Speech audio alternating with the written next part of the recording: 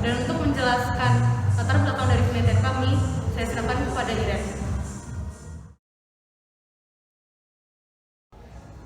Nah, untuk latar belakang penelitian kami adalah masuknya kasus pertama COVID-19 di Indonesia pada awal tahun 2020, lebih tepatnya pada bulan Maret. Kasus COVID-19 di Indonesia pada saat itu semakin bertambah-tambah dan semakin parah. Oleh karena itu, pemerintah mengambil langkah preventif, yaitu menerapkan PSBB atau pembatasan sosial berskala besar. Lalu pemerintah juga mengeluarkan beberapa imbauan, salah satunya adalah 3M, menggunakan masker, mencuci tangan, dan juga menjaga jarak. Oleh karena itu, penelitian kami bertujuan untuk mencari efektivitas dan juga mencari kepercayaan masyarakat mengenai vaksin COVID-19 dan juga adaptasi kebiasaan baru, dan juga mendalami pandangan masyarakat mengenai vaksin COVID-19 dan juga adaptasi kebiasaan baru. Untuk kajian teori kami sendiri, kami mengambil 3 informasi mengenai 3M, mencari informasi mengenai masker yang efektif, dan juga cara mencuci tangan yang efektif. Untuk bagian vaksin COVID-19, kami mengambil informasi mengenai jenis vaksin, harga, efektivitas, dan juga vaksin yang digunakan di Indonesia.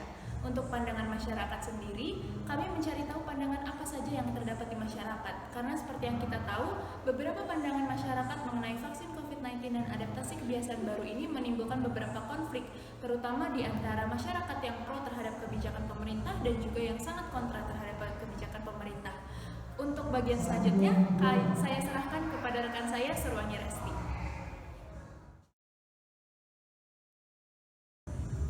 Selanjutnya mengenai prosedur penelitian. Penelitian ini dilakukan dengan menggunakan data-data yang objektif dan tersusun secara sistematis. Oleh karena itu, prosedur penelitian yang digunakan oleh kami, para peneliti, adalah sebagai berikut. Yang pertama, kami melakukan kajian literatur terhadap teori-teori yang mendukung dan menjadi dasar penelitian dari sumber-sumber yang sah kebenarannya. Yang kedua, kami menentukan metode penelitian yang sesuai, efektif, dan efisien untuk menjawab permasalahan yang dirumuskan pada awal penelitian. Yang ketiga, kami menentukan populasi dan sampel penelitian, juga menyusun pertanyaan-pertanyaan dalam kuesioner. Yang keempat, kami mengumpulkan data dari kuesioner yang sudah disebarkan kepada para responden. Dan yang terakhir, setelah data terkumpul, data diolah dan dianalisis oleh kami para peneliti dengan metode yang telah ditentukan, yaitu berupa random sampling. Dari hasil penelitian tersebut, data diolah menggunakan metode penghitungan, dan yang diambil adalah pendapat mayoritas dan minoritas yang mewakili kelompok umur. Dari penelitian ini, kami telah mendapatkan 60 orang responden. Berikut adalah datanya. Yang pertama, mengenai data penelitian mengenai adaptasi kebiasaan baru atau AKB. Di antaranya, sebanyak 50 responden pergi keluar rumah selama 1 hingga 3 hari sekali dalam 1 minggu. Kemudian, ketika di luar rumah, 57 orang responden telah memakai masker, 48 orang responden telah mencuci tangannya, dan 43 responden menjaga jarak 1 hingga 3 meter. Selanjutnya, sebanyak 85% responden sudah menerapkan AKB. Sebanyak 50 orang responden memakai masker medis pada kesehariannya.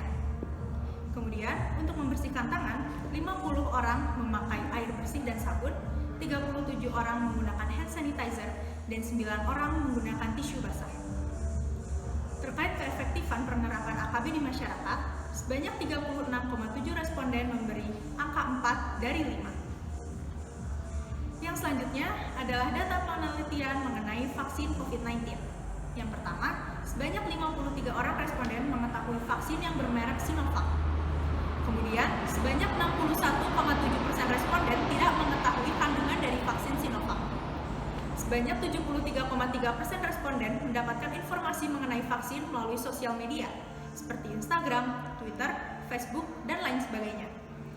Sebanyak 61,7 responden bersedia untuk divaksin jika mereka memenuhi persyaratan. Dan yang terakhir, menurut 50 responden, pemberian vaksin COVID-19 sudah efektif untuk diterapkan di Indonesia. Selanjutnya, mengenai pembahasan tentang analisis, akan saya serahkan kepada rekan saya, Tiziana Minerva.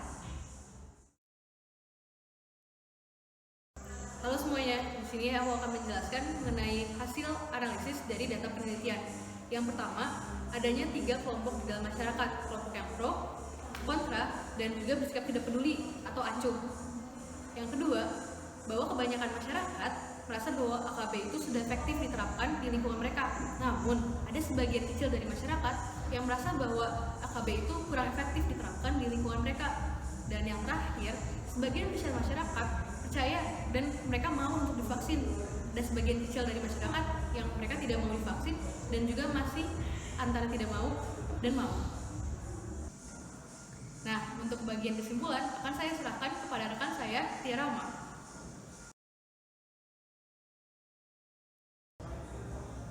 Wih, gimana nih teman-teman? Tadi seru gak presentasinya? Oke deh, gimana kalau misalkan karena kalian udah ngedengerin, jadi aku kasih kesimpulan deh. Jadi berdasarkan hasil penelitian yang sudah kami sampaikan tadi, rekan-rekan saya sampaikan tadi, maka kita bisa mengambil suatu kesimpulan. Kesimpulannya apa tuh? Kesimpulannya bahwa adaptasi kebiasaan baru sudah dipatuhi oleh masyarakat.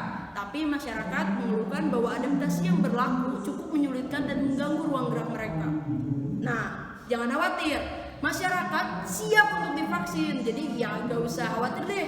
Selain itu, hasil dari penelitian kami juga, kami mengharapkan penelitian ini bisa menjadi edukasi bagi masyarakat luas, serta bagi pemerintah dan pihak-pihak lainnya. Kami mengharapkan mereka bisa memberikan informasi yang menyeluruh dan juga efektif. Sekian presentasi dari kami. Mohon maaf jika ada kesalahan dalam presentasi kali ini. Atas perhatiannya kami ucapkan terima kasih. Sampai jumpa.